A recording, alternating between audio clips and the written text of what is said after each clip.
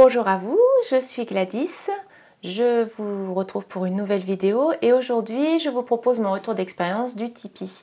Donc le Tipeee c'est un acronyme qui veut dire alors de mémoire technique d'intégration des peurs inconscientes et c'est une technique que j'ai connue je crois par ma sœur aînée vers fin 2013. Elle avait une collègue qui s'était formée à cette technique et elle était assez emballée par ce qu'elle pouvait apporter et m'en avait parlé. Et c'est vrai que moi aussi, j'avais trouvé cette approche tout à fait intéressante. Et aussi, ce qui me plaisait par rapport au Tipeee, c'est qu'on pouvait apprendre comment le faire. Et ensuite, on pouvait devenir autonome pour une majorité de situations et pour les plus gros cas, être accompagné. Donc pour pouvoir m'initier à la technique, j'ai pris rendez-vous avec sa collègue et ça durait à peu près 1 heure. Pendant cette séance, on a appris, enfin elle m'a expliqué comment ça marchait, on est parti avec une situation, alors déjà ça pour moi c'était un peu compliqué, trouver une situation et ce qui était compliqué aussi pour moi c'était de se remettre dans la situation pour savoir les émotions qui étaient là et savoir surtout dans le corps où est-ce que c'était. Cette technique en fait elle se base sur les sensations corporelles et l'idée c'est qu'une fois qu'on a repéré les sensations, en fait on les laisse, c'est-à-dire on se concentre dessus mais on oublie la situation, le déclencheur, on arrête de cogiter là-dessus, on ne tourne pas en boucle avec admettons sa colère, sa peur ou quoi que ce soit, on est juste concentré sur les sensations corporelles et on laisse faire. Et la magie de cette technique c'est que quand ça marche, eh bien en fait le corps digère, on voit la sensation qui évolue, qui passe d'un côté, d'un autre, enfin voilà, qui va faire sa vie on va dire, qui va nous faire traverser aussi éventuellement des moments soit d'émotion, soit de sensations de fatigue, peut-être même des sensations d'étouffement. Enfin, voilà, on a des sensations corporelles et l'idée c'est vraiment de laisser faire et d'avoir confiance dans le processus. Puisqu'en fait, c'est comme retrouver un blocage qui s'est mis au niveau du système nerveux et donc de lui rouvrir la vanne pour que l'émotion ou ce qui a fait que ça a bloqué puisse se débloquer et donc laisser couler et laisser au système nerveux la possibilité de digérer ce qui s'est passé. Et donc ça se fait complètement au niveau du corps. Et donc quand on avait fait la séance, ça avait été un petit peu fastidieux, mais globalement on avait quand même réussi à aboutir à quelque chose. Elle m'avait expliqué comment faire soi-même, donc avec 2 possibilités, soit à chaud, ça veut dire vraiment au moment où la situation se présente et déclenche une émotion ou quelque chose de très désagréable, et bien de pouvoir s'isoler et la chose le plus importante, c'est d'être en sécurité, c'est-à-dire de pouvoir justement se lâcher et laisser les choses se faire sans avoir peur d'être dérangé ou d'avoir peur que quelqu'un nous surprenne, quelque chose comme ça.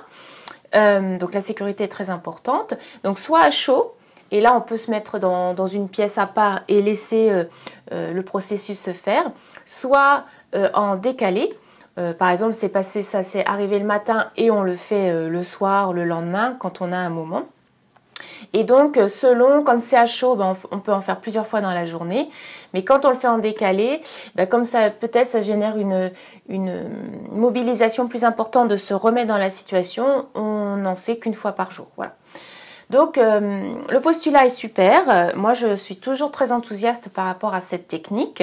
Il se trouve juste que en ce qui me concerne, j'avais des blocages, j'arrivais pas à aller au bout du processus et en fait ça a généré beaucoup de frustration, parfois ça empirait les choses puisque j'avais l'impression qu'il se passait quelque chose, que ça se dégageait et puis qu'au final ça restait ou autre chose se mettait à la place et j'avais pas cette sensation de libération, je restais avec quelque chose qui restait coincé on va dire. Donc aujourd'hui, alors ça fait ça en 2013, donc ça fait bientôt 10 ans. C'est encore une technique que je peux utiliser. Je me suis rendu compte qu'elle était très efficace pour moi lorsque j'avais vraiment une grosse montée d'émotions, dans un contexte par exemple où il y a d'autres gens qui sont là, et de juste se poser pour ressentir et laisser poser les choses. Ça pouvait aider. Par contre, ne pas essayer d'aller au bout du processus. Parce que là, si j'essayais d'aller au bout du processus, je sais pas, peut-être c'est moi qui ai une attente particulière qui fait que ça déclenchait l'inverse, ça aggravait les choses, on va dire. J'ai une thérapeute à qui j'en avais parlé plus tard, qui m'avait expliqué qu'en fait, ce genre de technique, c'était très efficace, mais que si on avait un blocage avant, eh bien en fait, ça restait au niveau du blocage. Et c'est vrai que par rapport au Tipeee, j'avais donc fait cette séance, j'avais fait aussi... j'ai participé à une conférence de Luc Nicon, qui est celui qui a mis en lumière cette technique vraiment par hasard, et qui l'a ensuite formalisée. J'ai aussi participé à un petit groupe de formation voilà, pour essayer à plusieurs et de voir où éventuellement ça pouvait coincer, là où ça pouvait être plus bloqué. Et j'ai aussi lu le livre de Luc Nicon qui explique vraiment le Tipeee et comment il y est arrivé. En fait, toute la démarche, l'étude qu'il a faite auprès de nombreuses personnes qui lui ont permis de dégager des constantes et de comprendre à un autre niveau comment certaines peurs, certaines phobies pouvaient se mettre en place. Et ce qui était vraiment intéressant, c'est que lui expliquait aussi la surprise de ce qu'il découvrait. À savoir que beaucoup des phobies ou de peurs inconscientes sont en fait originaires d'un vécu dans l'utérus, en fait, d'un vécu intra-utérin pendant la grossesse. Et il était stupéfié de voir la précision de la perception des gens qui l'avaient suivi par rapport à une période où on n'imagine pas avoir cette conscience-là, où on n'imagine pas non plus avoir la vue, parce que les gens voyaient des choses précises. Et très souvent, ces phobies ou ces peurs inconscientes étaient dues à la perte d'un jumeau. Et donc, il en arrivait à une conclusion qu'il y avait beaucoup plus de grossesse gémellaire que ce que l'on pense. Et que, en fait, comme ça s'arrive dans les toutes premières semaines ou avant la première échographie, eh bien, on n'en avait pas conscience, on ne le savait pas, mais pour le fœtus, eh bien, en fait, ça a laissé une empreinte majeure. J'ai trouvé ça vraiment très très édifiant, très intéressant, tout son cheminement par rapport au test qu'il a fait avec les gens et par rapport à son analyse. Donc si ça vous intéresse, je vous conseille de lire ce livre qui est vraiment, vraiment très, très intéressant. Alors, pour le bilan toujours, bien en fait justement le fait d'avoir cette connaissance, même si la technique en elle-même ne fonctionne pas jusqu'au bout pour moi, en fait le fait d'avoir cette connaissance, ça m'a permis aussi de comprendre ce que voulait dire la thérapeute dont je vous ai parlé tout à l'heure, que en fait peut-être il y a eu d'autres traumatismes ou d'autres blocages après la naissance qui font que l'accès au traumatisme intra-utérin est plus compliqué à atteindre parce qu'il faut d'abord débloquer le verrou du traumatisme de la naissance peut-être ou d'un événement après la naissance. Donc c'est comme ça que je le comprends maintenant par rapport à ce qui m'a été amené et peut-être que je n'ai pas encore complètement tout débloqué qui me permet d'atteindre la phase intra-utérine pour peut-être avoir plus accès à cette technique dans tout ce qu'elle peut apporter. Donc le bilan que je vais faire, il est plutôt mitigé dans le sens où moi j'en garde une frustration parce que j'en perçois toute l'étendue de ce que ça peut apporter et en même temps je n'arrive pas à y accéder parce que y a certaines choses qui coincent encore à mon niveau, même si ça va beaucoup mieux aujourd'hui. Et c'est vrai que j'ai maintenant cette conscience par rapport à d'autres travaux que j'ai fait après, dont je vais vous parler dans d'autres vidéos très bientôt, qui me permettent aussi de comprendre et de sentir cet accès au corps, de comprendre aussi l'importance du système nerveux et d'avoir cette confiance et cette conscience d'autorégulation qu'a le corps et le système nerveux. Donc aujourd'hui, je peux utiliser le Tipeee quand j'y pense, dans certaines situations. Et si jamais ça ne fonctionne pas, eh bien je vais faire de l'EFT par exemple, dont je vous ai déjà parlé dans une autre vidéo, ou inversement, je vais faire de l'EFT pour déballonner pas mal.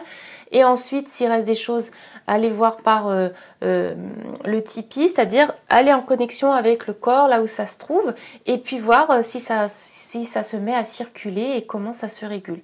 Donc ça arrive pas mal. Et je fais aussi quelque chose qui est déconseillé dans le Tipeee, qui est en fait de partir d'une sensation corporelle sans forcément avoir une situation précise. Parce qu'en fait ça fonctionne pas trop mal. Ça veut dire je sens un blocage ou je me sens dans un certain malaise et en fait je vais aller à la rencontre de cette sensation corporelle et je vais voir si en allant à la rencontre et en me détendant, en laissant faire, ça se débloque et ça continue son chemin, quitte à même laisser complètement partir cette sensation ou ouvrir vers une plus grande détente. Donc voilà pour ce qui est de mon retour d'expérience du Tipeee. Donc si jamais vous êtes intéressé ou si ce que je viens de vous dire vous intéresse, ben en fait il y a un site sur internet qui est très fourni. Vraiment, Luc Nicon n'est pas du tout avare de laisser gratuitement accès à sa technique. Il donne pas mal de documentation et puis vous avez aussi une liste de thérapeutes, de personnes ou de praticiens, je ne sais pas trop comment on appelle dans cette technique-là, qui permettent d'avoir cette approche. Et d'ailleurs, en allant faire une recherche il n'y a pas si longtemps, j'ai découvert que l'un des ostéos dont je vous ai parlé dans la vidéo sur les ostéos, celui que j'avais suivi pendant 3 ans, s'est formé au Tipeee et le propose aussi dans son accompagnement. Donc, pour moi, ça appuie sur le côté crédible de l'apport corporel et de cette approche corporelle, puisque lui en ayant une approche d'ostéopathe, de kiné même au départ, il est vraiment dans l'approche du corps et il a voulu aller plus loin dans l'aide à la libération corporelle pour les gens en se formant au Tipeee. Donc voilà pour ce coup-ci. Et juste une dernière chose là qui me revient à l'esprit. Vous voyez, par rapport à se concentrer sur ce que ça nous fait au niveau du corps, sans avoir de situation précise, eh bien depuis quelques semaines, je prends le temps de me poser et d'écouter ou d'accueillir mes acouphènes, parce que c'est quelque chose que j'ai, donc des sons continus dans l'oreille. Et en fait, je trouve que ça m'apporte beaucoup, parce qu'en fait, en mettant ma conscience sur mes acouphènes, eh bien, je me rends compte parfois que la douleur, eh ben, j'entends ça ici, mais en fait, ça peut avoir une douleur ou une pression en haut de la tête ou derrière une des oreilles. Parfois, je me rends compte que c'est pas du tout les oreilles qui ont un problème, que c'est en fait plus au niveau du cerveau que ça fait pression. Et du coup, ben, je me prends 10 minutes où je vais à la rencontre de mes acouphènes et où je les laisse me donner des informations, on va dire, mais où je laisse en tout cas le processus se faire et je trouve que ça me fait du bien. Au niveau des acouphènes, ça les retire pas, peut-être que au bout d'un certain temps peut-être, mais en tout cas ça amène une détente et ça amène certains déblocages au niveau des sensations dans toute cette sphère de la tête et des oreilles. Bon, cette fois c'est la bonne, je m'arrête là, donc je vous souhaite une bonne journée, je vous remercie de votre présence et de votre écoute et je vous dis à très bientôt pour une prochaine vidéo.